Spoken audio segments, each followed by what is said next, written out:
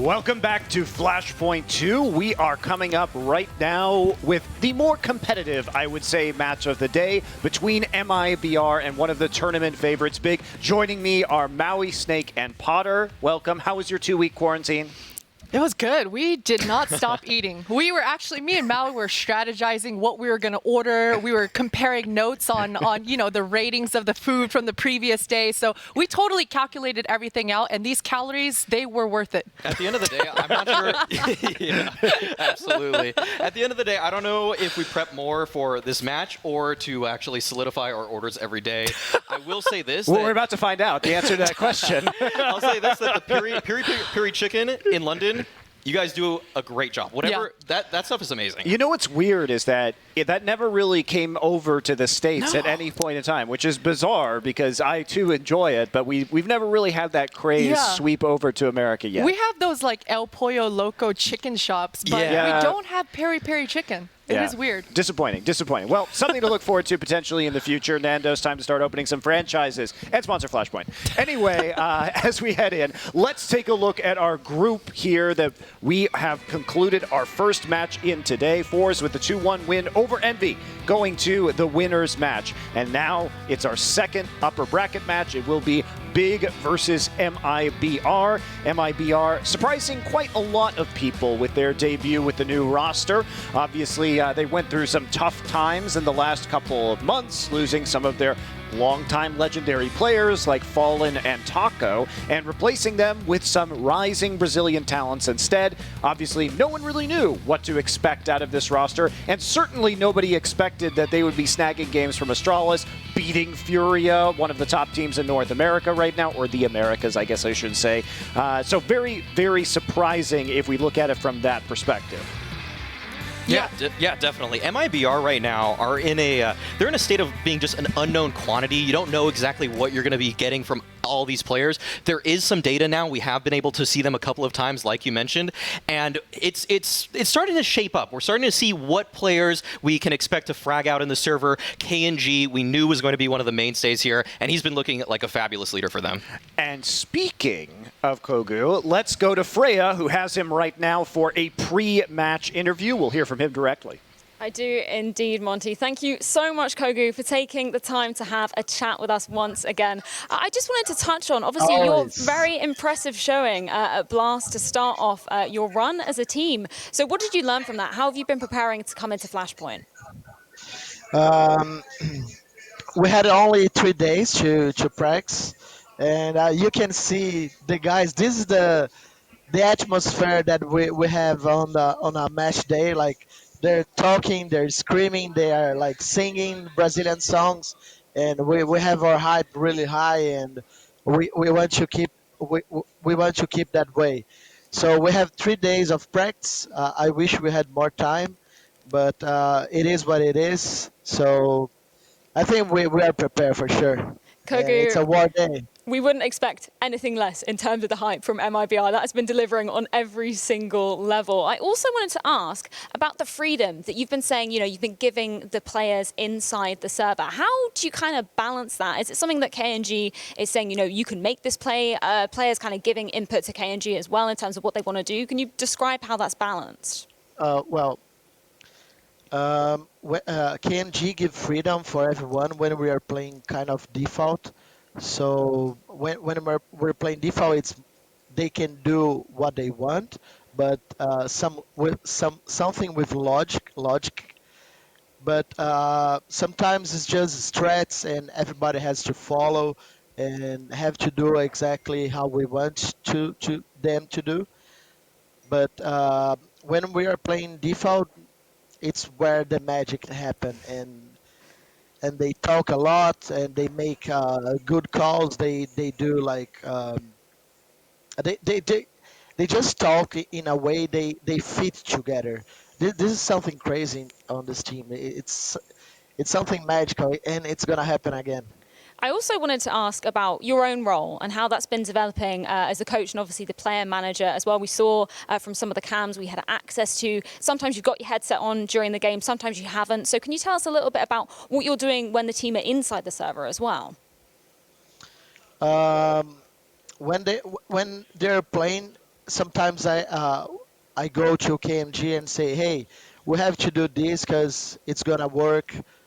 Um, it's short time, like the break, not the break, the pause is like 15, 30 seconds. I cannot be talking too much, so I just go directly what I need, what I'm seeing outside, and I'm always motivating them all the time. I remember how good they are. Everything they have they had to put away. How can I say this in English? Something that they have to put away to gain another. Like they sacrifice some, uh, I don't know, some stuffs to gain in others. I'm here for whatever they need. I'm gonna be there for them. And very quickly, Kogu, I just want to get your thoughts on the squad you're going to be coming up against. It's, of course, going to be big. We've seen them be quite impressive during this 2020 era. So what are your thoughts on them as a team? I think they're winning quite a lot on the last month, and I try to watch what they're doing, and it's kind of confused myself because they have a lot of stuffs and they they play really well, like working in all the map at the same time, and kind of similar the way we want to approach. But I think we're ready. I'm just wanna come join the server with the guys and start this as soon as possible. Well, Kogu, we know you're one for fighting talk. So if you could say one thing to Big ahead of this match, what would it be? Bro, like always, we're coming for you, bro. We're coming.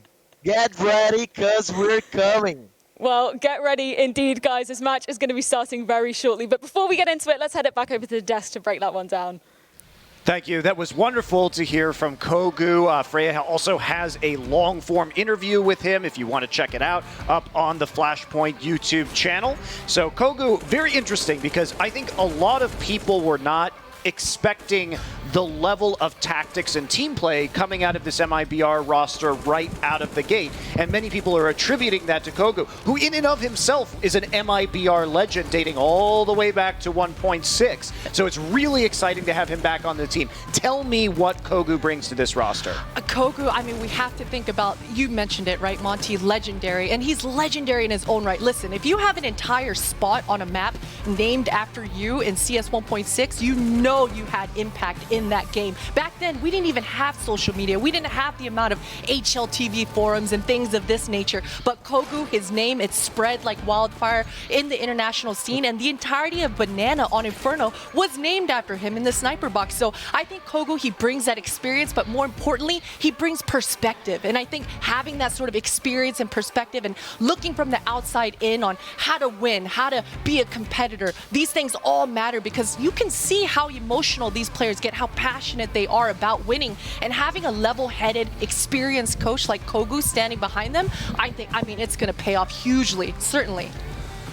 Yeah, I wanted to bring up the fact that actually Kogu, he has a little bit of experience playing lately too, which I don't think a lot of people are looking at with too much of a lens. That he actually recently won ESEA Open, which is actually pretty interesting. And then he played a little bit of MDL with Gorilla Gang actually for a while, and so he actually knows the modern meta. It's not just you're not just bringing some old head back and he's just saying, hey guys, make sure to have crossfires. No, he's actually bringing a level of structure to this team, and he knows what actually it takes to win today in the modern meta.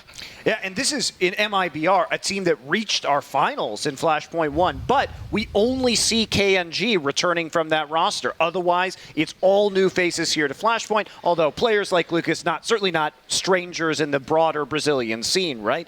But were you surprised about how effective this team was right off the bat? Yeah, absolutely. The way that this team is actually able to break down mid-round situations, they have plan Bs, they have those contingency plans that you need if you want to be successful at the highest level. It's a lot of these teams that are out the gate fresh. They just, they have a plan, it doesn't work, then they spread out, and it doesn't look very good. But this team, they work as a unit, even in those late round situations, those 3v5s, those 2v4s. The way they broke down some of those rounds against Astralis was mind-boggling, actually. Yeah, no, definitely. I mean, and the patience as well, right? Because when you think about a new team, you just think think about the firepower, the honeymoon period, how far it's going to take these guys, but they looked thoughtful. They looked poised. They slowed down the rounds, and they were able to really enable players like Leo. First of all, I think Leo, he's not a player that we really talk about coming out of the Brazilian scene being the upper tier Counter-Strike player, but he looks really self-reliant in that server. He doesn't seem to be a player that depends on all the resources coming in his way for him to be successful. He was very much on his own a lot of the time, but once again, thoughtful. He was waiting for his teammates. He wasn't just a wild man in the server with his head cut off trying to be the hero every single round. A lot of thought process going in through for the game plan for MIBR, and you can absolutely see it in that server. Yeah, very interesting stuff coming out so strong there at Blast. We'll see if they can keep it up now. Talked about before how those teams didn't have any film on them, so maybe a little bit of an advantage. How far will that carry them in Flashpoint? Well, we've got to talk about Big, because they are the presumptive favorite coming into this tournament. One of the strongest teams. They've been at #1 on the HLTV rankings at times so far in 2020, and most people would say this is the team that will win Flashpoint. They are the favorite. Do you agree? For my secret prediction, no, I do not agree. But that being said, I think Big have a game plan that has just excelled in online Counter-Strike. It's always this team-based terrorist side that they are working together. They're flashing for each other. They have those secondary plans as well that I was talking about with MIBR. I mean, Big has those in spades, and sometimes they're in the actual game plans, the tactics, the way they fall back, the way they regroup. But sometimes the firepower on this team just carries them as well. Players like Surson and Xantarez have been popping off for the last 7 months, and they are looking like they are not going to slow down today. I have to agree with you, Monty. I don't know if we can give away our secret little predictions, but I'm going to say it right now. I said Big are going to win this tournament. I wrote it down, and I fully believe in that. I think Big are probably the team that really shifted the entire meta for NA, for EU, all over the summer with their style, with how they approach this online era. And sure, for the past few weeks, they haven't been quite as good as we did see them over the summer. But as you mentioned, Maui, these guys have it all. They've got the game plan. Their strat book is thick with 2 C's. So they absolutely are going to be prepared for whatever MIBR throw their way. So certainly, I think the firepower question is a huge question just because we've seen Xantarez be such a beast in that server. But how consistent is he going to be? I think Tapson, he's been a little bit more quiet here for the past few weeks. We know that he's been kind of not struggling, I want to say, but he's been juggling the in-game leader role and being a huge firepower in that server, right? So I'm curious to see how Tapson kind of turns it around this weekend as opposed to what we saw at DreamHack Open Fall. Well, so before we actually get rolling with more analysis here, let's do it right. And doing it right means we know what maps they're actually playing on. So let's go ahead and head into our veto phase here and make sure that we know which maps are going to be coming up first. Yeah, so the bans that we should be seeing here coming out for both these teams is MIBR have kind of experimented with it, I think, just a little bit, but probably Overpass is a map that they don't want to be facing Big on. And I would say for the Big side, they've been banning Train almost every single time unless they can float it, and I don't think that's an option they feel like they have today. So probably Overpass and Train to ban things out to start. Yeah, now my biggest question coming into this is, was Big going to lean onto their Dust 2 once again, just because that is the map that they always tend to pick right off the gate? But, you know, I'm not sure. You know, Dust 2 and Mirage being Big's best maps, and that's the maps that you don't really want to test the waters versus a new team that seem to be on the up and up right now in MIBR. Yeah, for sure. I'm really curious if MIBR are going to be going with Vertigo or Nuke here. Okay, so we do see the Mirage pick coming out from Big, and like Christine said, that's definitely a strong map for them. It's a map that they've kind of felt out to be a home map for them lately. Lately, it's been a lot of Dust 2 picks or Mirage picks, and that is just a solid one for them. And let's see the MIBR pick. I'm going to think it's, okay, so it's Vertigo there, and that's a map that they have looked incredibly strong on. They've always taken teams the distance on that, if not just winning it outright against other teams. So that should look really good for them. You can really expect to see TRK coming in huge for them, especially in mid-late round situations. He just breaks that map down so well. Which is surprising, right? Being a new team. I mean, Vertigo, MIBR almost beat Astralis just a couple days ago on it, being up, I think, 14-8. Now, sure, they did end up losing that map, but the amount of character building, the amount of mistakes that they're going to realize what they can turn around is in a short amount of time, that's quick turnarounds for MIBR. I think they're going to be a lot more prepared on that map today than they were versus even Astralis.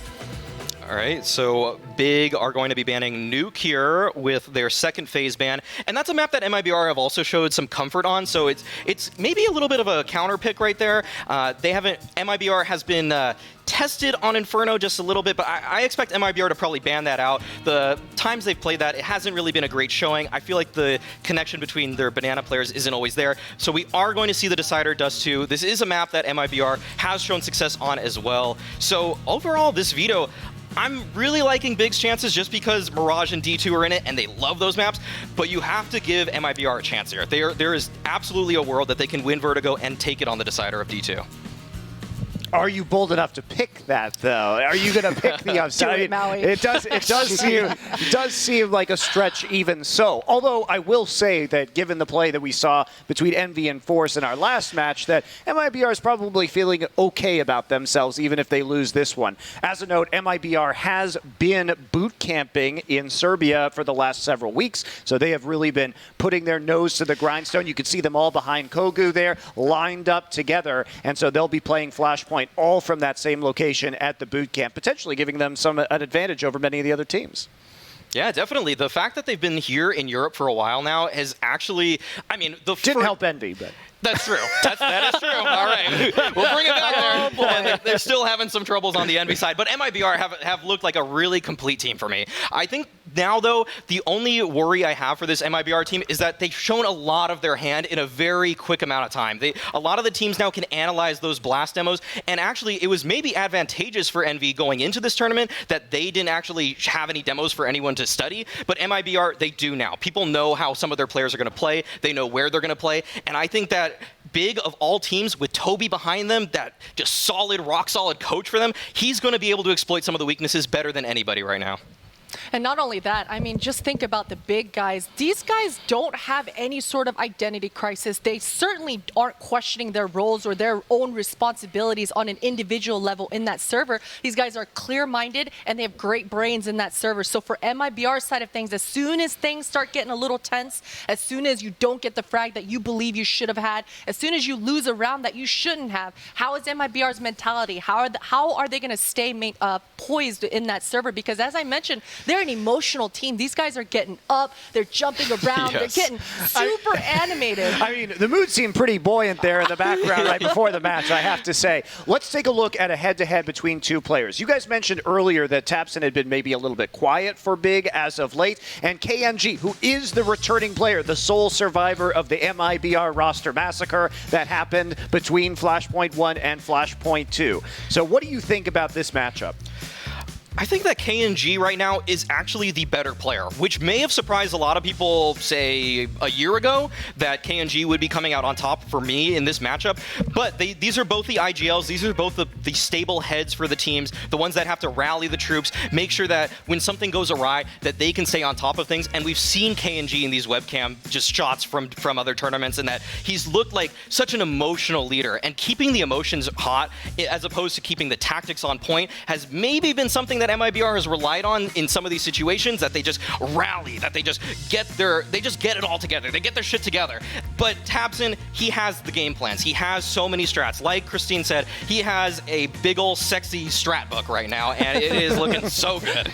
It is looking good. And I gotta clarify as well, you know, when I said Tapson was quote-unquote struggling, it's not that he's always at the bottom of the scoreboard. It's because of the expectations he set for us in all the years that he's been competing, right? Tapson is probably one of the more skilled players on this team, but he's not going to be selfish. He's not going to revolve the entire game plan around him. He's played every single role that we have in Counter-Strike, so a well-rounded player in Tapson, and it's absolutely going to be necessary for him to be clear-minded coming into the series so he can really get the pieces flowing together. I love the big dungeon right there. Yeah, that's the epitome of a gamer dungeon. It is definitely the big dungeon. I've seen it a lot before, and it's still fun. It still tickles me today. All right, let's look at our pinnacle odds as we come into this match, which you, dear analysts, will be putting your pinnacle points on and seeing if you can stay positive. All of us collectively, I actually don't know who you guys picked in the first game, but everybody on the broadcast previously decided to go with Envy there. We were liking the looks of that Except potential for Maui. upset. I went Force. You I went went Force. Force. Bardolph is signaling to himself proudly that he picked Force as well. So I'm sure did it, James. he will gloat over that later. So here are our odds. Now, I think this is a much more, I would say, understandable line, considering Big is going to be the heavy favorites coming in here. MIBR still with a reasonable chance to upset. Those are some juicy numbers if you're willing to take that one. Yeah, you got to look at that and think that MIBR does have a chance. But Dust 2 and Mirage have been Big's best maps by a large margin for a long time now. So I'm going to have to go with Big in this one. And it pains me to say it because MIBR have shown such a good look in their other matches. The fact that they've been able to put together such a solid, thorough game plan on the maps that they've played thus far has been nothing short of impressive. So it pains me, but I will have to go with the German side. All right, well, hold up. We actually have graphics for this, so let's show everybody's predictions. We'll get Haka and Bardolph's thoughts first here. James, you know, you did pick Forza the first one, but you did put at the absolute minimum of 250. You're 750 on this one, the heavy favorites. Explain. Yeah, I would have said 900 for this, but apparently we have limits, so we can't go that much all in. So I was denied. I had to go 750. You have to have some skin in the game in every match, James. I'm full of confidence, Monty. Also, I'm full of sex appeal. That's the real reason why we've got this Perspex sheet. Have a look at this. I'm on brand today. Monty said he was best dressed. Look at my ass in these jeans. This is undeniable. It's incredible. Oh, It's incredible. It's incredible. Look at the shoes. Is your fly down? Is your fly down, James? I mean, oh no! Oh, what a blunder, James! Anyway, moving swiftly on. Look. we actually put Why has he gone and done that? We put the plexiglass in there just so it would steam up, so you could see how hot James is today. Or maybe it was because my flies were undone. Who knows? It added to the What have I done? That was just day one. I got my flies That was Oh, you dear. really tripped on the victory lap there. you can see the Anyway, all right, Haka, you're in for Big as well. Yeah, I was 500, a bit more tempered than Bardolph. I'm not quite going all in. Yeah, so here we go. Rest of the people who aren't there. I predicted Envy this match. I don't even know who's playing, apparently. So I actually went Big 400 myself. But yeah, you can see most people on Big right there. Although Anders and Semmler at 700 pinnacle points on MIBR. Ooh. He could be the big winner today. So you two, though, let's see here. You guys are both on Big here? Yeah, absolutely. I think the veto was always going to favor Big in this matchup, and I also just feel like Big's form lately has been very strong. They've had a couple hiccups throughout the summer, but I feel like this tournament, this prize pool, $1 million on the line, you're not going to catch Big slipping. Yeah, and for MIBR's side of things, all I got to say is their honeymoon, hopefully they have a big wave that they're riding. No pun intended, but because they're certainly going to need it. I mean, Big are absolutely ready for everything, but MIBR, they still have that mysterious factor going in their favor coming into this series. All right, well, let's take a look at our users and see who they are predicting will be the winner here. I'm going to go ahead and guess there are probably quite a few Brazilian fans out there that may be tilting these in a specific direction. We'll see. Up, and there you go. 56%. Wow. Closer than I thought. It is closer. We always talk about this. Big have a low-key huge Twitch community. Yes. They have such a huge one because I don't know that I've actually ever seen Big losing a vote out like this. Every time at DreamHack Open recently, they won by a landslide. Yeah. I think the closest was like a 65-35, and we were like, wow, that was pretty close. Yeah. It's usually some like 80-20 prediction. So the fans came out to play for both of these teams today, and this should be a pretty hype matchup because of that. All right, well, I think it's time to get underway. A lot of us are excited to see more of this new look MIBR, and if they could pull off an immense upset and get into the winner's bracket to start Flashpoint 2. Of course, we have Bardolph and Haka with the cast. Thank you very much. Now, I think brand-wise, if you look at MIBR, there's a lot of energy coming into this new squad. We've seen some matches from them already in the recent days and weeks, and there's just so much pop-off from round to round. It's great because I feel like they needed a refresh. We've seen with organizations often 1 or 2 players will get replaced, and sometimes it's not enough if it's not done at the same time, but this is a complete redesign from the ground up of this team. Yeah, and there's also a lot of question marks still, right? Like, we haven't actually seen them on Mirage yet, which is going to be the first map of this series. So we're actually going to get to see what MIBR look like on that map. We're going to get to see some of the roles. It's going to be a fun time. What do you think of MIBR's chances based on the maps we have? Because looking at Vertigo, Big are, if I'm not mistaken, 38% on Vertigo with 8 maps played. So I think there's a chance, like, yeah, they're good on Dust too. And I come into this confident, generally speaking, on Big because they're such a solid unit of a team. You watch their demos, you break their things down. They've got such attention to detail. It's really exciting. But on these open maps, someone like KiNK for me is a very dangerous player. He definitely is. Dust 2, that is, not Vertigo. Yeah, for sure. They definitely have the chance for that, but I think stylistically, Big might be one of the teams they struggle against because of that structure you were talking about. It looks like MIBR are very much just kind of calling loose plays. I even heard Kogu saying they're basically allowing the players to call whatever they want, and they're trying to incorporate that into the strat book. And that scares me going up against Big, because I feel like Big, with some of their flashes, with some of their counter nades, could really get that going and really start to get those rounds on the board. So that's a little bit scary for me. I still want to see what MIBR can do, though, especially on this Mirage. That's going to be a big question for me. I just want to see some of the spots they're playing, honestly. Can we have a look at Tabson's camera production, please? I have a question for Hawker. Ooh. Okay, so Hawker, how old are you? I am 22. Okay, well, this is what porn was like in the 90s, okay? Basically, this is like 240p business, you know. It'll still take you ages to download, but that's what it used to look like. Nice. So we'll see if we can get an upgrade for Tabson. Not in his you know, what he likes to watch, but in his webcam. Anyway. I was kind of hoping he'd have like the porn tash as well, but he's got a bit of stubble down here, unfortunately. Yeah, well, maybe he's working on it. It might be the long-term goal for Tabson. Ask him on Twitter. Actually, maybe they don't do that. Oh, it's too late now. Such is the life of the internet.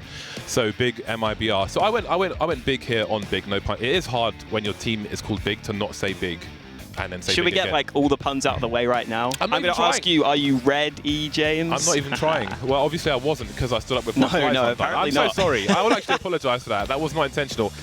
But my boxer shorts are also red, so I'm wow. fully kitted out. So socks? maybe if you're very unlucky, you don't got have to... red socks. No, I didn't. I do have them at home, but Okay. it does with the Flashpoint mask. You know, there is a bit of contrast going on there, so like it works. You know. Okay. Someone said that these little bands work with this as well. So yeah. everything's on point. Yeah. You know, everything's on point. But yeah, I wanted to go huge on Big, on this with our pinnacle points. I wanted to put 900, but we have to put at least 250 to make sure everybody bets on every match. It doesn't do something too boring, just goes like all in on one match. But I did kind of try, so you can see why the limits are there. So yeah, I'm confident, and I feel like when you're the underdog, when you're well more than an underdog, when you're a team which has a new roster, when you're a team where you're unpredictable because the data isn't there yet, you might not even know what you're doing yourself, as we've seen from some recent FaZe Clan matches, but that can work in your favor. I think that can be more troublesome for some teams than others. Maybe it's a stylistic thing, but I feel like Big are the kind of team where it's going to be harder to get away with that uncertainness. I feel like they should be able to adapt and just have enough control with their own attention to detail to try and control the pace where they can. And I think in these situations, Big are one of the teams who wins out longer term than maybe some other teams, which is why I went all in from them. So while Vertigo raises a question mark, there's always a chance to improve that 38% to something better, so it doesn't mean that Big are guaranteed to lose that map. Yeah, for sure. And even if you just look at how Big play, like they are wizards with some of these nade lineups they have. I was watching a Mirage game from Big recently where they were throwing smokes from the A ramp area over to B to fake a B play, and then they went A. I almost think they were just trying new stuff because they were just like, screw it, let's try some random new strats because it's getting a bit stale. And they just pulled out these nut smokes that you rarely ever see. That they're very good with their nades, which is obviously a big positive for them. Also, on Mirage specifically, C.R.A.E is so good, especially on that short position. He is unreal with the scout, with the AWP. Give him anything, he's going to bang you out. You're a guy who's been putting out work on YouTube pretty consistently. Got some nice views, but I always have to give a shout out to Mahone. Definitely a channel worth looking up. He's got a really good video on C.R.A.E using the AWP on Mirage as well, which I've learned a lot of stuff from. So especially like holding off angles with the AWP in a post-plant situation on the T side, where rather than holding like a pre-fire angle, the angle where you kind of look away because you're trying to clear something else, like little things like that, which if we have an opportunity to, we'll try to highlight those for you. Always going to give him a shout out though, because his channel, you can learn so much from it. It's like the lazy way to watch demos and just get like the maximum information without having to skip forward and so on. So always worth a shout out. And Mirage is I quite like watching it. Some people complain about it online and they want it to go. Most of those people still can't smoke the window though from T-Spawn. So that's true. There's I feel like there's like 5 different lineups for that, and somehow my teammates in matchmatching know none of them. It's pretty impressive. There's the general lineups, you know, the common ones, the running sideways one, the ones the Stralis ones throws as well. But then there are also the more recent ones which are based on your spawn position. So for, I don't know, 5 to 8 spawn positions, there's an immediate lineup, which you're going to have to run these so many times to remember them. Yeah. But we might see some of those in this matchup. I haven't bothered to start learning them myself, but that is something that we'll have to look out for as well. So we might have a minute or two before this match gets started. I think one player just has an issue to be corrected here. Just our first day in the studio today. Yeah, man, they're just giving us a bit of camera time. You know, you were trying to show off your bum earlier. So. I know. I'm tempted to do it again. I was going to stand on the chair, but I was kind of defeated by the fact that my drawers. You're going to stand up on top of the chair. Well, on the seat bit. Yeah, that's you know. I've got a lot to show off here, man. Yeah. I've never actually worn these shoes outside. Really? I'm going to take one off. Are they lockdown only shoes? No, I mean I've had these for years, but it's like when do you have an opportunity to wear this? But that's it's pretty red. These are ID shoes, so I kind of made these myself. But there we go. Marvelous. Yeah, a lot of red today. I wouldn't normally just go all full red, but you know, it's one of the Flashpoint colors, so I thought let's represent. Let's get on brand for the first day. Got a really big studio here. I like what they've done with the place. It is almost too big. I feel like I almost get a bit like whoa. No. This is like TV studio style. Yeah, exactly. But TV studios scared, James. I'm not ready for are TV. often actually can even be big. I suppose it depends on the set, but I feel like they do a lot of magic with the TV studios to make them seem bigger than they are, right? Like they get all the fancy angles. Sometimes, yeah. I'm sure they do. Yeah, ceiling height's good. We got a lot of space. I like to have a lot of space to work with. It's all very nicely designed and marvelous. We've got the PTZs out as well. We've had our analysts taken away as well. We get them out of here. Yeah. Who needs them? Yeah. Always nice to see Potter though. Fellow tall person. Yes. I feel like we're evolving humanity. This is I had to tweet out. I promise I'm not short when I had a picture next to you two because you're both so tall. I'm not short, guys. I promise. This is not coming from a place of insecurity. Yeah. People don't realize because like when we sit at the desk, they balance the chairs out so we look the same height because it's pleasing on camera. But then people see me in real life and I had no idea how big you were. Yeah. I am. Don't take that out of context. Well, we got the last speech here from MIBR. And again, we've seen such good... I think if you're a fan of MIBR, of what MIBR was, of what it wants to be, I think that in the few matches we've seen from this squad, it's been so energizing. I think if you've been like a fan who's been deflated at the underperformances from the previous roster, I think it's great to see MIBR have the potential to be a beacon for Brazilian Counter-Strike because that flame went out for a while. It was definitely getting battered in the wind, shall we say. But it seems to be alive and well for the time being. Of course, it's a very small sample size, but it's an exciting one. I'm happy. I feel like KNG as a captain figure, I think Kogu as well, like out of the server, is also one. But again, like you can find videos on YouTube going way back, old school, just screaming at players on the other side, and that's the kind of thing that we want to see in Counter-Strike. You know, not every player like has personality at the moment. You know, a lot of us are geeks, we're quiet and so on. But he is he's a walking loudspeaker, and I think it's good to put the energy through your team as well. Especially like if you've come through, I don't know, a difficult set of rounds and you clutch something and people are going absolutely nuclear. I think it's just great to get the energy back in the team. And again, it's from a personality point of view, when we can get these players back in the studio, it's going to be amazing. Oh, for sure. I'm sure they will be one of the loudest teams, if not the loudest. And the other thing with KNG as well is I was kind of worried about whether he'd be willing to put in the time to really try and become an IGL for this team, right? He seems like the kind of person who is, you know, very loud, very motivational, but I wasn't sure if he was going to be watching all those demos. But Kogu said he has absolutely been putting the time in that sense of the game. He's been watching demos of the opponents. He's been making sure they have a good idea as to what's going on. So I think that was something something that was really important for this team, because there's not much experience on this squad outside of maybe Lucas, who's been a player for a long time. C.R.A.E. obviously was on the previous lineup, but he hasn't had that much experience at the top level. So it was really important to me that one of those sorts of players was going to step up and do that for the team. And KNG is the one that's done it, and so far, so good for them.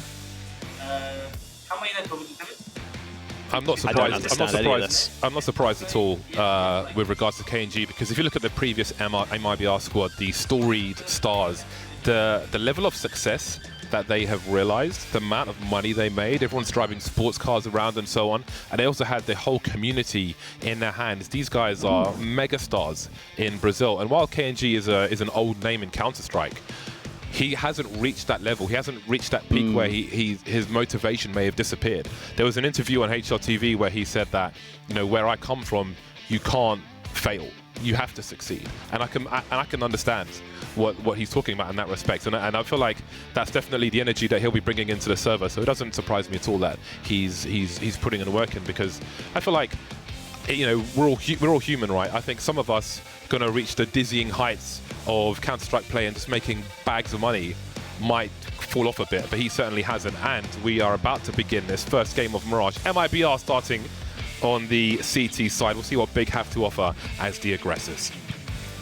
Yeah, this will be interesting just in terms of what MIBR even do on this pistol round. Are they going to play a default setup? Are they going to try something risky? We have no clue what to expect from MIBR on this map, and we're about to find out what they are going to offer us. Not too anything crazy on the pistol round, just spreading out, just chilling, and Big are going to slowly work their way through the underpass.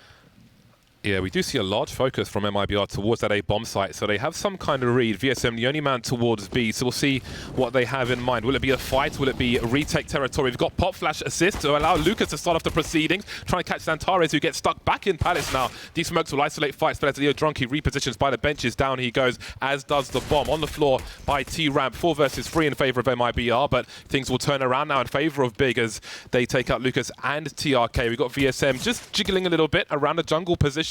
Now they still have the bomb plant to play with, but I say they, now it's he. It's just VSM alone with the Julies.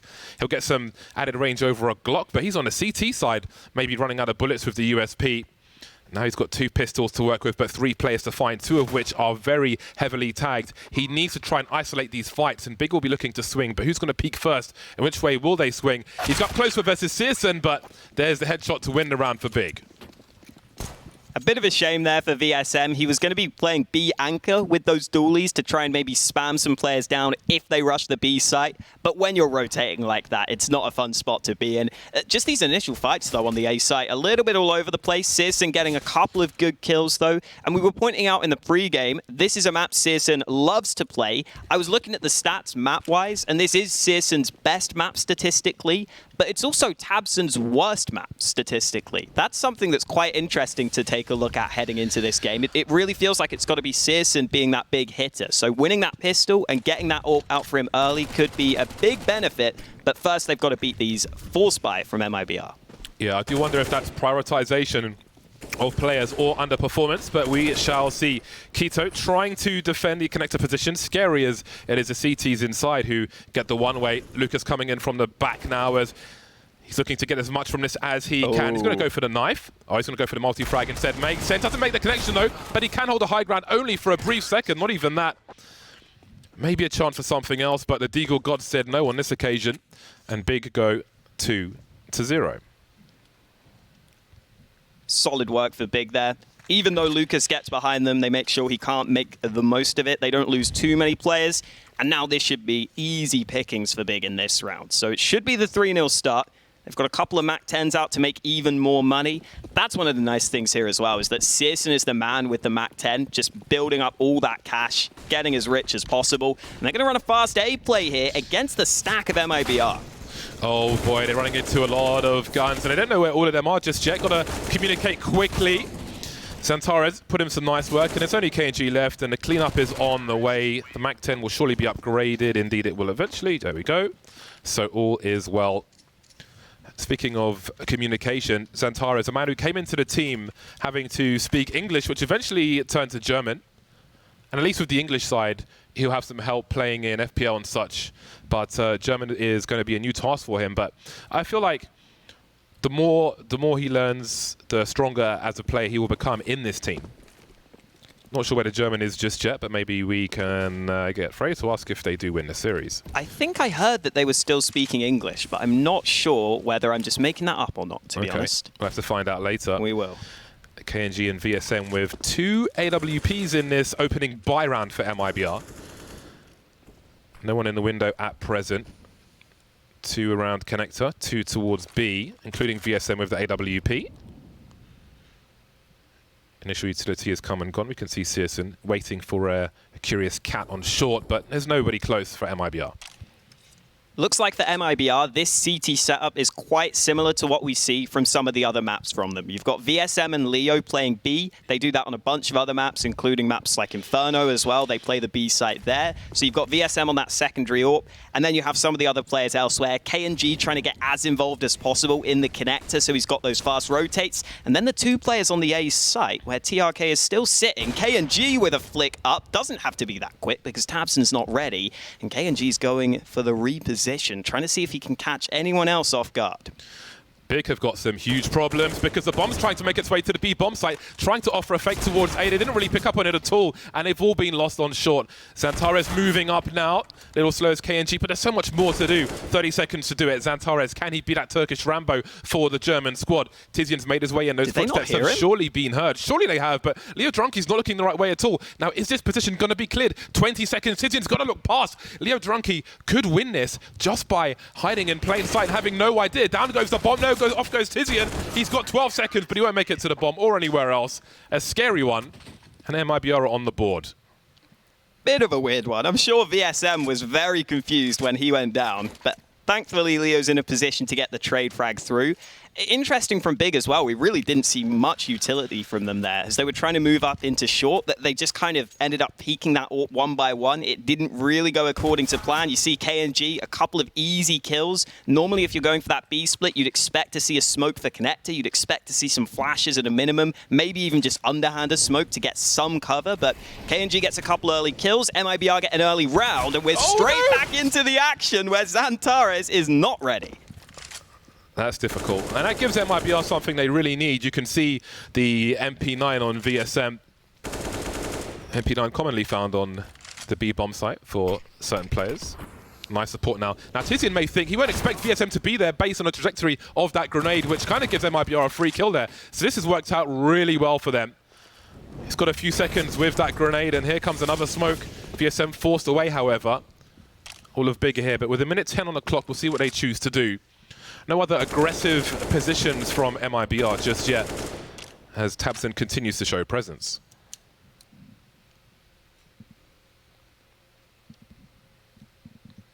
Taking their time with 55 seconds left on the clock. Not many nades left for Big at this point, though. Just a couple of flashes. So I think this is going to quite heavily come down to Searson trying to get an opening kill with that AWP. It's actually Tabson who's going to run boost Searson across into mid, or just a regular boost. Keep it calm for now, but that time is slowly going against them. 35 seconds now, and this is somewhat reminiscent of that previous round. They're moving up through mid, but they don't have the nades. They're going to have to rely on Searson looking over to the A site. That's going to work for them, though. They're going to start to group up towards B, where Tabson has spotted one man early. 20 seconds now. They've got to go. Yeah, they've got to get around that corner. The bomb is still in play, but it's in the ladder room. No one's watching it, but he's so afraid. He's got to make it there. 12 seconds now for that bomb to start moving up, and I think he's going for the save instead. Keto, I think he's just trying to give some sound cues away because he's got a Deagle and the MP9, not much to lose. Trying to keep the players away from Searson. So they can potentially do a lot with a few grenades and the AWP in a round to come. The Deagle can be dropped unless Keto wants to drop the MP9 instead. Going back to the fake on the A bomb site from the top of, well, around the corner from top mid, some smokes were deployed towards the jungle position, but indeed connector was still a question mark, maybe expecting a split.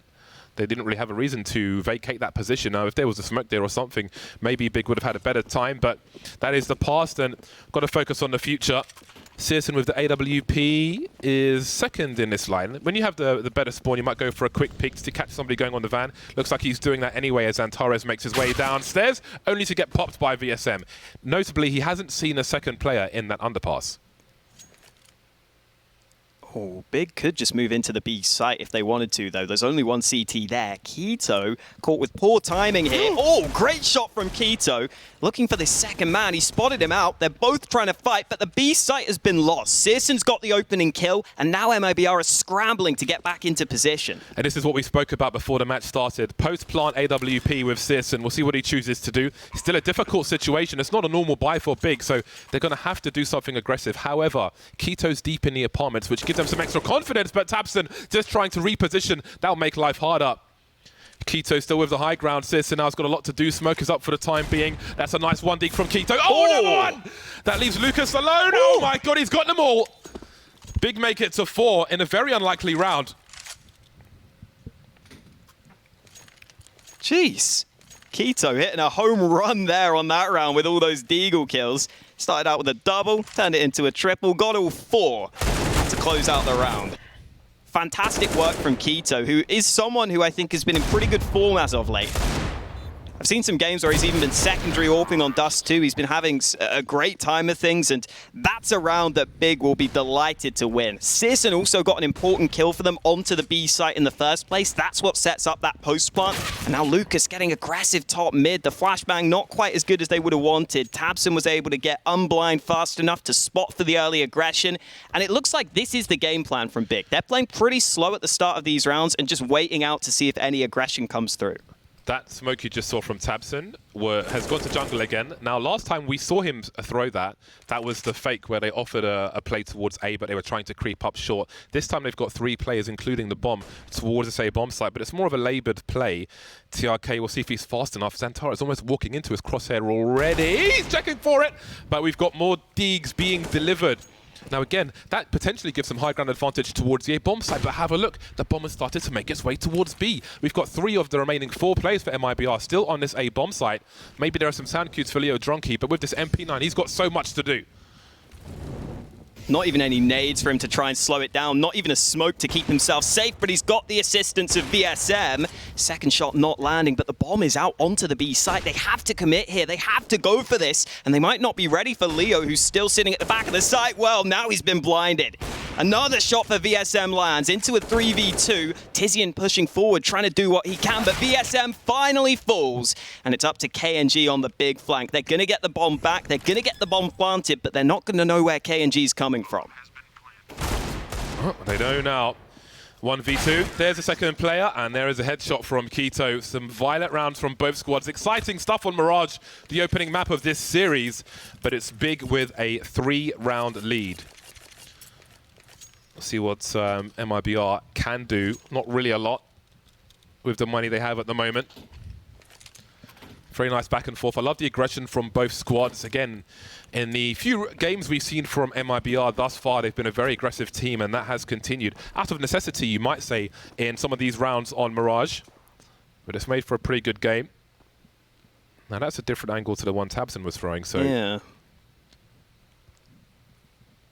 Ooh, okay, a run throw and a jump throw. I don't know if I've ever seen that before. I think it's going into CT on the A site. Yes, A with smokes again, but rather than 3 players ramp where you'd normally throw them, they're in many different places. KNG's been popped by the bench. Of course, this is an anti-eco round. Got a hard check for that position from Lucas, but Xantara's timing is pretty good. Now the wrap comes in through connector, and that really limits where MIBR can stand. So far, so good for Big. No one's been deagged just yet. There are still 2 deagles in play, however. Leo Drunky and VSM looking for what they can find. Leo Drunky's he's a player that we saw some of. Like I feel like in the last 2 years in the ECS leagues, we saw a little Leo Drunky here and there. VSM and TRK, I feel like, will be a little newer to me. But I'm going to enjoy the journey of this MIBR squad, for sure. I know we saw rumors of like Taco creating a new squad with Dead, which doesn't have the likes of Fur and Fallen in either. So we're going to see Brazilians all over the place soon. Brazilians all over the place. Sounds like a good time. Leo is also someone who plays just super aggressive on those T sides, which is always fun to watch for. He's been the pretty much the hard entry man for this MIBR squad. Obviously on CT side, that can be different sometimes. We're kind of seeing all of the players push from the MIBR side, and they're doing it again. Lucas getting involved early in connector. KNG also in short, and that's a good angle for him. Tabson trying to make it up mid alone, but the A play's coming through. Yeah, this aggression in mid, I think, is going to fast forward Big's play into the A bomb site, allowing them to pick off the CTs as they focused on mid. We've got a late rotation from Tizian and T-Spawn, but what did MIBR do? KNG has an angle on jungle. Once you're outside it can be difficult to pick the right timing as a CT to make your way through that crawl space, as the meat and potatoes of the squad will be coming from CT. So we can see 2 of their 3 players. Searson's flanking all the way around mid as well. He's going to have such a good spot in this post plant. MIBR have got to be quick here. Yeah, they really do. Keto with the off angle. Caught sleeping though. Maybe looking for a player up top, and suddenly we're on a 3 versus 2. I'm not sure that there are any diffuse kits though for these CT, so a 10-second diffuse is going to be asking a lot. The HG grade doesn't quite get there. It's 7 seconds. It's a big countdown. And there we go. That's going to be the round for Big. They might not know just yet. VSM the point of no return, and it will be 7 rounds for Big. Such a strong position for Searson to play in the post plant there. You talked about it previously. He likes to get kind of active. He likes to get into those annoying spots for the post plants. And even when the smoke goes up, he's able to land the shot. There's not enough of an ability to make it difficult to land that shot there. With where the bomb's planted, you kind of have a good idea as to where he's going to be. He's got to either be up against the box or slightly away from it on the left side. Again, hear a little bit from the players, which is always nice. We will get back into the action. KNG with the 1 AWP saved. Everyone else with almost nothing. We have got the dualies out again, though, which is always fun. The dualies over... Okay, well, I guess if you're playing B and then looking to rush B, then it's not a bad tool. Dualies are a 5-7. Get some extra bullets on the go. That's quite an angle from Lucas. Oh, Keto doing 2 jobs, holding down 2 jobs, but still manages to get there. Clearing out the A-bomb site. Now, at this point, how much do MIBR want to risk this AWP? We can see it's on the way to CT. A smoke there could actually give them some space to play with. Keto lurking in jungle in the meantime. So MIBR will have to really consider their options here. I think the round win is unlikely, and maybe it's about hiding in plain sight, but that gets harder as VSM is picked off. Those Julies out again. KNG looks like he is going to be hunted. The stampede of horses is on the way. Will he be able to survive though? There's the bait. He's still got Leo Drunky for the time being. Down he goes. They will invest everything into this, and it makes sense. We can see the struggles for MIBR. No diffuse kit in that previous round. It all counts. First time out taken by MIBR. They were hyped up ahead of this game. They're not so hyped now as they fall 8-2 behind. Interestingly, just taking a look at the buys, and even though Big are hella rich right now, Tizian has a Mac 10 in his hands. So that heavily suggests to me we're probably going to see a fast play from Big, and I wouldn't be surprised if it's towards the B site. Tizian's got the best spawn for that, so I'd expect to see a fast B execute into this round, and that's something we haven't really seen in the gun round so far. I think Big have generally been able to sit back and wait for MIBR's aggression up until this point. Now it looks like Big are going to be the ones going for a fast B play, and that's something MIBR haven't had to deal with yet. The AUG is out for Lucas. The AUG, I think, at this point is quite underrated with all the back and forths and changes. A lot of people think it's better than the M4, but I think it is a situational weapon for the CTs. Ooh. KNG's going to be an underpass here, so if they do go for this fast B play, he's actually going to have a pretty quick rotate and a pretty quick flank potential. Yeah, and here we go. The Mac 10 coming out first. The flashbacks doing their job as they often do for Big. Very expendable. Maybe Tizian can clean up. Indeed, he can. Straight in the head. No helmet. Thank you and goodbye. Area control with the Molotov, and he'll stuff the door with a smoke grenade as well. And this is what we talk about. The attention to detail. They make it so hard, Big. What can MIBR even do at this point? They've still got players on the A-bomb site. KNG's flanking. He's just arrived, but Searson, well, he was one step ahead of him until he double-scoped in. He thought the player was still an underpass, but KNG's got that first kill. Could there now be a way in? Maybe not. I think Keto has just closed the door on this retake attempt. KNG's trying to get out of there, but Tabson is in on the flank all the way from mid. And MIBR are going to have to save, and that's a really nice switch up, I think, from Big. Just as MIBR take a timeout, you completely switch up the way you've been playing. You go for a faster push straight into that B site. That's something MIBR hadn't shown so far, they hadn't had to deal with so far. And I'm sure MIBR were talking about, should we continue our aggression? What's been going wrong with the way we've been playing so far? And that's when Big just switch it up and just completely throw them for a loop. It's now a 9-2 lead, and it's just looking great for Big right now. They look very well prepared here. Yeah, they really do. And that round, the end of that round for MIBR kind of reminded me of some rounds when you're trying to retake B on Inferno, in that it's just enough success to lose more than you can afford to lose, which is brutal for them. Again, KNG getting that kill, still had players on the A bomb site, and I did wonder with some of the rotations, but they were doomed ultimately. Now we've got more shenanigans from Big. And again, in terms of like controlling the game and so on, a lot of that's going to be on the T side for them. We've seen many of these flashbacks though from MIBR in mid. Little team kill there while blind, but nothing too untoward. 3 pistols on the remaining 4 players for MIBR. So right now, not too dangerous for Big. Second smoke for Window to make sure they can get into short as safely as possible. I believe Tabson just spotted a player in underpass as well, but VSM apparently has found a gap through that smoke. Unless the kill feed is just lying to me. That looked like a kill through smoke, but VSM's got it either way. And now into a 3v3, the rotate's arriving. Oh. 2 players arriving, VSM one of them, doing a bit of damage, but it's up to TRK. That one man with the rifle has the chance to do something here, but the bomb's already being planted. Even though TRK has the kit, unless he gets gifted a fight here, it's very hard to see MIBR winning this. Yeah, Sisson spots top mid is pretty cool, because if somebody was running in T-spawn, he would hear it, because he's at the back of the wall. And he's hiding behind the boxes in case anyone rotates, but they're both in market, as we can see. The M4 announces itself. They should be able to all buy in the next round regardless. TRK has a kit, but it is somewhat suicidal to make it through those choke points. So perhaps they'll have a little more utility in the next round. Perhaps not for Lucas. But TRK, I think he's done all he could do in this round.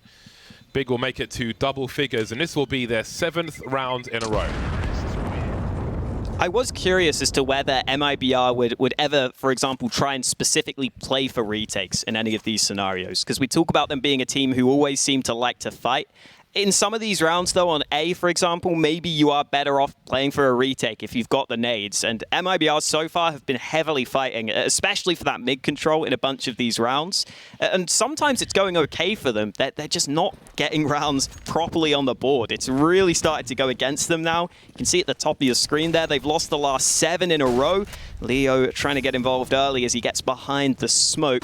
This is always a dangerous spot to be in, though. You've got to rely on your teammates' flashbangs to really give you a favorable fight. They've just spammed that smoke, though, and now they might think it's clear. Yeah, if one bullet touched him, they would have an idea that he was there, but no. Looking for the second kill, not quite going to get there. Now, what will Big do in the meantime? Again, when there's a big focus on mid and they have position, they'll hit the green button and they'll go straight into the B bomb site on this occasion. Last time it was A. All 3 players on deck. Keto had the high ground, but chose to jump down, so we'll see their approach. Santara is boosted on the default plant to catch them off guard. VSM trying to show presence, although a second and third player will be stuck in that position while KNG goes for the high ground. No one in the apartments from Big, I believe. That could be an issue for them as the round goes on, but the time is ticking, and MIBR are taking so much time here. They still have a couple of nades which could flush out some of these positions. It's not going to be easy again, though, as the time ticks away. Tizian's got the first. The lineup comes through. Xantares with 2, and KNG didn't even get involved in the action. He's out of there. He's saving the big green gun, and Big are getting yet another round on the board. And it goes back to what you're saying, James. They're just so decisive on these pushes. I feel like, speaking of decisive, I feel like MIBR waited way too long to go for a retake there, where you don't know really any of the angles. It feels like, I think we had some growing pains there where they didn't really have any protocol for that situation. KNG just waiting up top, and you would expect someone to be there, but Big, they chose to give up the high ground. Keto jumped down, and that's partly why Xantares is there. He's completely protected from that high ground. But again, MIBR lost so much, but well, they've got something out of this round. They've tried to, for this round rather, they've tried to go aggressive multiple times in mid, and KNG's caught completely off guard. An utter change of pace in mid from Big. Maybe MIBR were like, okay, we've made so many flash plays in mid, they're going to be looking for us. But no, they're just charging straight in for a B split. No respect there on that round. Just go for the dry peek. Great time for it, and with Tizian getting a second entry, Leo is just trying to find any way he can hold this site. There is no answer, though. There are so many players surrounding him. Tizian gets a couple of entry kills onto B. Searson gets that first one. It's another round for Big. And going back to what I was saying in the pregame, I was pointing out that stats-wise, this is the worst map for tabseN. I mean, yeah, he's not having a great game stats-wise here, but the calls have been great. Everything looks great for Big. I don't care if tabseN's bottom fragging if they're going to play like this. Yeah, I mean, I think stats-wise like that, you really have to see why on the server. If it's that he's enabling his teammates or that he's underperforming, you know, he doesn't need to light up the scoreboard as long as the team are doing what they're setting out to achieve. And that round, I think, is a good example of why I picked Big and went huge on them in terms of the points. It's because they're a much more storied team. Again, they're a great example of attention to detail, probably a favourite to win the whole thing as well. And MIBR are just not going to have their ducks in a row in every situation. They're being bullied and victimised around the map, and that was a perfect example. It kind of reminded me when Threat was still playing, I forget the name of his team, but people would highlight the executes on the A bomb site of Cash, where his whole team would throw Molotovs and there was like nowhere to stand. But it wasn't even about mollies, it was just about general team play from Big, with some mollies of course. And MIBR was like, okay, I guess this is where I'm going to die. Absolutely. And I do think as well, one of the things that MIBR are obviously going to have to work on as this tournament progresses is that map pool. I think they've shown they're really good on a couple of maps. They can compete on a couple of maps, but even at that Blast tournament, they weren't really tested throughout their pool at times. Again, Mirage isn't a map they've had to play. We're finally getting to see it now, and it's not looking pretty at this point. Again, though, Big, a great Mirage team. There's a reason why they picked this map. There's a reason why they're winning 12-2 on it. They're going to start to work their way up connector. TRK with one, Lucas with another on this A site. Not looking too bad for MIBR here. It's all spread across the map, but that one fight from Xantares completely opens up the A side of the map. DSM has to pick wisely with this engagement. He will get there. So now there is some position as the bomb just about makes it to a default plant. We've got Xantares in the jungle position, but does he dare pull out a Molotov? That'll certainly give him a few seconds. He's got 25 HP. Now he can hide in plain sight as tabseN has drawn the attention. Leo Drunky in this last round with 30 HP. Seems to have an idea of where Xantares might be. Makes his way into the window, looking into CT, and there's the last kill. It's break time, a storming half from Big, 13-2. Absolutely monstrous plays from them as a unit. Complete wedge mode on Mirage, and MIBR are going to be wondering what they can bring into the second half.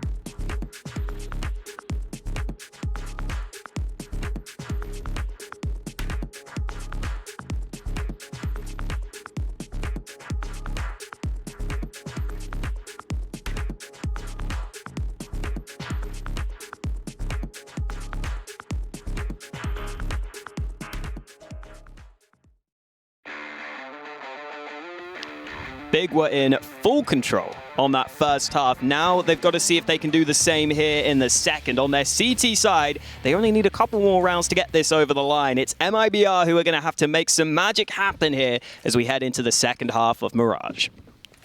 Got a lot of players making their way into Palace. 2 of them have been spotted immediately. And there's already, I mean, people were just hanging out in T-Spawn to see what was going on. So there'll be 4 players on the A bomb site as a flying KNG comes through. Now, might be difficult for them to make their way out of Palace Citizen with 2 already. And there's a lot of USPs being shot, but let's not forget, they don't have all the bullets in the world. This boost has been common in multiple rounds of this Mirage. The bombs on the floor in that shadow position. 3v3, all to play for. All that's required, though, is a headshot. The P250 extra range. It's better than it's better than the USP in a pistol round. It's got longer range. 2v2 now. Everyone going fishing. Both CTs in CT, and KNG's got to get 2. He's got Kevlar at the very least, but it's normally all about these headshots. Tabson though with 13 HP. See how they choose to play it. Quickly slinking away now.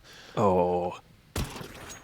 Well, it raises a question. That could give him a 1 versus 1. He's playing this smartly as well. Tabson falls to the ground, but he's dodged all the bullets. Again, 13 HP and he's still alive. He's carrying a kit as well, which probably won't come into play in a pistol round. KNG fishing, but couldn't quite get the hook. And maybe this is going to be a quick one. That should settle this game at this point. 14-2 for Big. As if it wasn't bad enough already for MIBR, their money is screwed. Honestly, if I were them, I would think about saving just to get 1 gun round together, just to maybe get a bit of extra practice in. Obviously, if you want to win the game, though, the Force Buy is probably the better option when you're 14-2 down. That's what they're going for. Those are map odds, not series odds, don't forget. So be real careful if you're going to put them on, put some money on that. Aggression from Big. And this is what I spoke about, looking to control the game. However, now it's their turn to respond to a quick play into the B-bomb site. They are better equipped, of course. Santara is still alive for now, just dancing, jiggling, delaying, trying to stop the bomb plant. Oh, they're lining up, though, for these deagle shots, apparently. 3 players lost for Big now, and it seems they will lose some position. Tizian will give himself some space to try and make his way into the bomb site. A cheeky HE grenade, very cheeky indeed as MIBR wait a minute 15, plenty of time. But Tabson is here as well with the FAMAS. Stereo frags for Big, and maybe they can hold on to this. But Lucas has a minute to play with, and he could come from a few different positions. No one's looking directly here. Now they are. They take a little look and they get the information they wanted. Lucas still trying to land some pot shots through the smoke, through the pillar. He's basically praying that something's going to happen for him here because Big have turned this round entirely. Both fight at once, but Lucas gets the first kill and Tizian's unable to trade. Still 40 seconds left on the clock. Lucas is low on health, but he can try and reposition. Oh, he misses the jump. He's still got time, but now Tizian can reposition even further. Yeah, he just has to swing and look to cancel strafe with the deagle. That's it. He can't be walking around. He's found him! Only 1 shot, though. Oh, so much riding on such a crap position, but here we go. Game point, you heard it for a second there. So we got that standard definition cam from Tabson. Well, it is a lot of rounds in a row for Big, 12 in fact. It was very quick counting or maths, I'm not sure which, but I am impressed, James. I was like, it's really scary counting on stream. Like, you know, my CPU, I'm on that Pentium hype. Yeah, pretty accurate. None of that new stuff over here. Citizen's just gone glass cannon for this last round. You can see how important this AWP is for him, and it's already coming into play. 2 kills in Connector, not even in his favorite position of short. He's happy to take the fights here.